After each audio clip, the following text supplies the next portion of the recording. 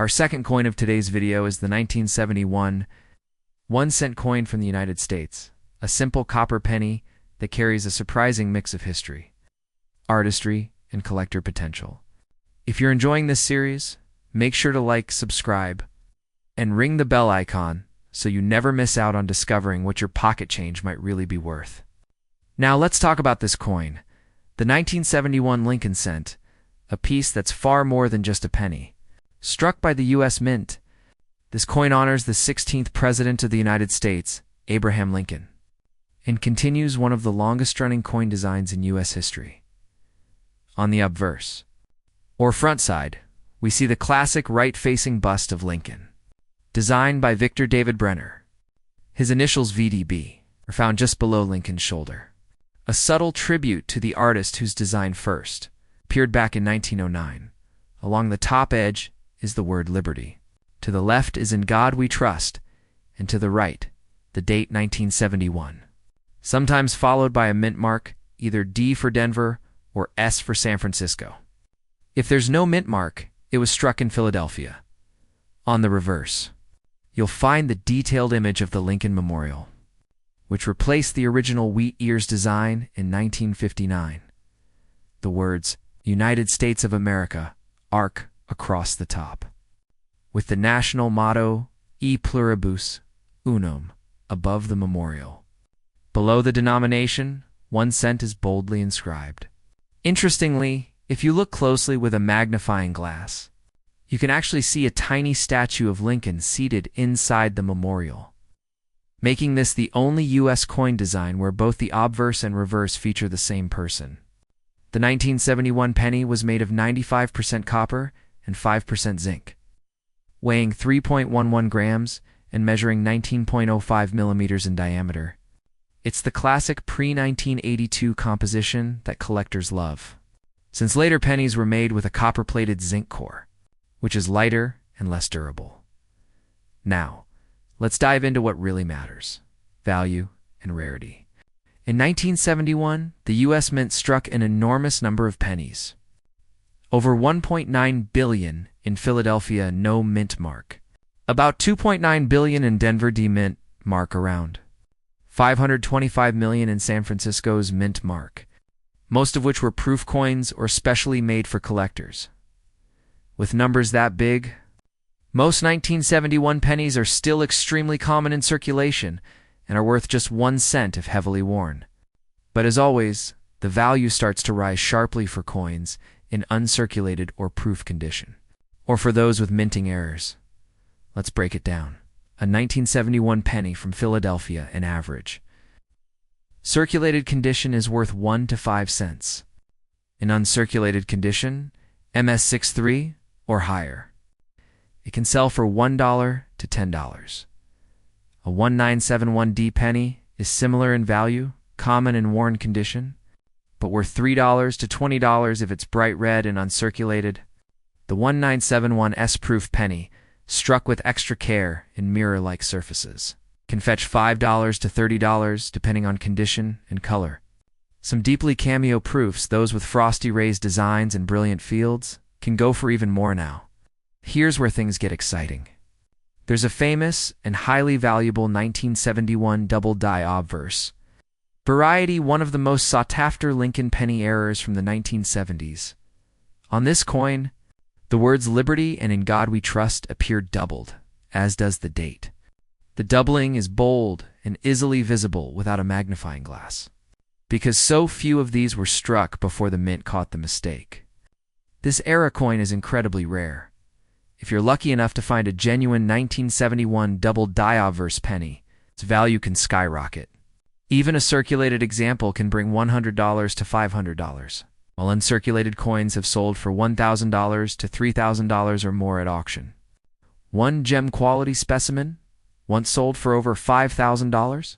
So how do you know if your 1971 penny is valuable? Start by checking the mint mark. Look for DRS under the date. Doubling, inspect Liberty, In God We Trust, and the date under good lighting. Color and shine bright red coins fetch the most money, followed by red-brown and then brown. Condition, the fewer scratches and wear marks, the better. If you think you've got something special, Here's where to sell your coin. Online platforms like eBay, heritage auctions, or great collections are excellent for reaching collectors worldwide. Local coin dealers can offer appraisals and cash offers, though you should always compare prices. Coin shows and numismatic clubs are great places to get professional opinions for high-value coins. Consider grading with companies like PCGS or NGC to verify authenticity and maximize resale value. The 1971 1-cent coin might seem small and ordinary, but it's part of an American legacy that stretches over a century. It tells the story of a nation's growth, a president's enduring legacy, and the art of coin-making itself. Whether it's a common copper cent or a rare double-dyed treasure, each coin carries history and a chance to hold a piece of the past in your hand. So before you spend or toss that 1971 penny, take a closer look. You might be staring at a coin worth hundreds or even thousands of dollars. And that wraps up our look at the 1971 1-cent USA coin, our second coin of today's video. If you enjoyed this story, don't forget to like, share, and subscribe to Coin Heritage. For more deep dives into coins that could turn your pocket change into real treasure, thanks for watching, and remember, that penny in your hand could be worth far more than you think. Have you ever wondered if that old Canadian penny sitting in your drawer could actually be worth more than 1 cent? Well, you might be holding a small treasure, because the 1971 Canadian 1 cent coin has a story that every collector should know. Welcome to Coins Heritage, where we uncover the hidden history and value behind coins that many people overlook. So make sure to like, subscribe, and hit that notification bell, because this 1971 penny might just surprise you. Let's start with the basics.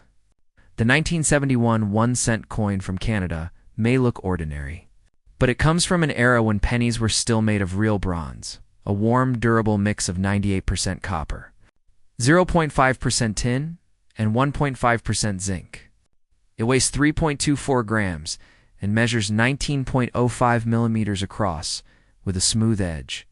It was minted by the Royal Canadian Mint in Ottawa, and over 454 million of these coins were struck for circulation that year. On the obverse, or front side, you'll see the portrait of Queen Elizabeth II, designed by Arnold Machin.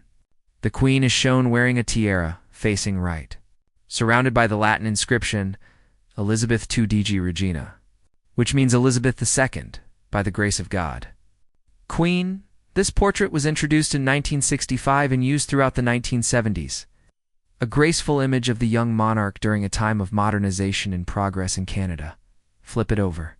And on the reverse, you'll find one of Canada's most iconic designs, the 2 maple leaves on a single twig. Created by G.E. Kruger Gray, this timeless artwork has appeared on the penny since 1937, symbolizing unity, strength, and national pride. The words 1 cent in Canada appear prominently, with the year 1971 just below. Even though this design remained unchanged for decades, it continues to be one of the most beloved in Canadian coinage history. Now, let's talk about value, and this is where it gets interesting. Since over 454 million were made, most 1971 pennies, quite common in circulated condition, and are usually worth only 1 to 5 cents. However, as every collector knows, the real value lies in the details, the coin's condition, color, and possible minting errors. A 1971 Canadian 1-cent coin in pristine, uncirculated condition graded MS63 or higher can be worth $5 to $25, depending on its luster and eye appeal. Coins that still have their bright red copper color, often described as red or red-brown, can fetch even higher prices. At the top end, a certified Mint State 65 example might sell for $40 or more, especially if it's been graded by a professional service like PCGS or NGC. But the real treasures are the era coins. Some 1971 pennies have been found with off-center strikes, die cracks, or planchette flaws, which make them quite collectible. There are also reports of double die, obverse or reverse examples coins where the date or lettering appears doubled due to a minting mishap. These can range anywhere from $50 to several $100, depending on rarity and demand. If you spot anything unusual on your coin, it's definitely worth having it appraised by a reputable coin dealer or grading company. So where can you sell your 1971 Canadian penny if you think you've got something special?